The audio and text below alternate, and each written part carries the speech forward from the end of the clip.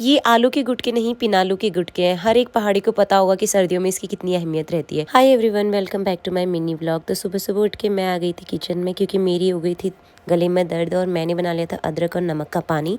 लक्की भी यहाँ मेरे साथ उठ गया था और बाकी सब अभी सो रहे थे। सबसे पहले मैंने समेट लिया था अपना बिस्तर और इसके बाद उठकर मैं आ गई थी बाहर। बाहर काफ़ी अच्छा व्यू हो रहा था और ये सुबह सुबह पीने लग जाती है चाय, क्योंकि इसी के साथ इसके दिन की शुरुआत होती है। इसके बाद मैं हो जाती हूँ ऑफिस के लिए रेडी। बिल्कुल भी जाने का मन नहीं हो रहा था, पर क्या करे, जाना तो पड़ेगा ना।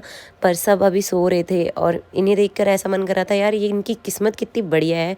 और मेरे साथ सृष्टि भी हो गई थी फिर रेडी और हम अपना खाना लेके आ गए थे बाहर। अभी मेरी आवाज़ भी थोड़ा आपको लग रहा होगा चेंजेस, ये सब जुकाम के लक्षण है। और इसके बाद हम आ गए थे छत में।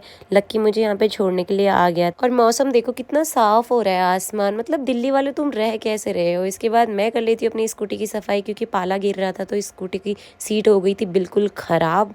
और सृष्टि को बाय बाय बोल के मैं निकल गई थी। ऑफिस पहुंचते ही मैं मिल लेती हूँ सबसे पहले गुची से, और ये बहुत ज़्यादा अटेंशन सीकर है और अब ये मदर बनने वाली है।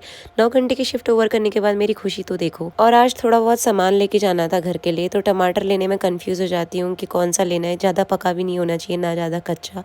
और इसके बाद थोड़ा बहुत खाने की चीज़ें भी मैंने यहाँ से ले ली थी अपने लिए। और रास्ते में मोमो का स्टॉल पड़ता है तो वहाँ से मैंने पैक करा लिया था मोमो। मैंने ले लिया था रिस्क, क्योंकि मैं एक हाथ से स्कूटी चला रही थी, जो मेरे लिए तो बहुत बड़ी बात है। और मुझे आपको दिखाना था वो सुंदर सा रास्ता जहाँ से मैं डेली जाती हूँ। चाची और मम्मी की यहाँ पे बातें चल रही थी, क्योंकि हमें किसी ने लस्सी देनी थी तो चाची हमारा बर्तन भी लेके जा रही थी।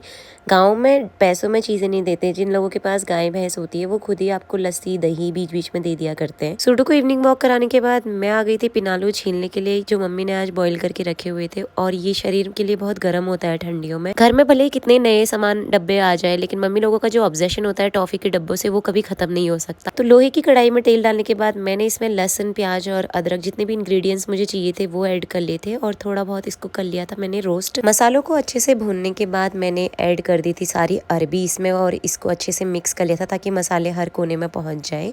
और इसके बाद मैंने इसको थाली से ढक दिया था। सब्जी बनकर हो गई थी रेडी और मैंने काट लिया था हरा धनिया, क्योंकि मुझे ऐसा लगता है कि हरा धनिया डालने से सब्जी का टेस्ट और ज्यादा बढ़ जाता है। आज के लिए बस इतना ही दोस्तों, मिलते हैं आपसे एक नए ब्लॉग के साथ।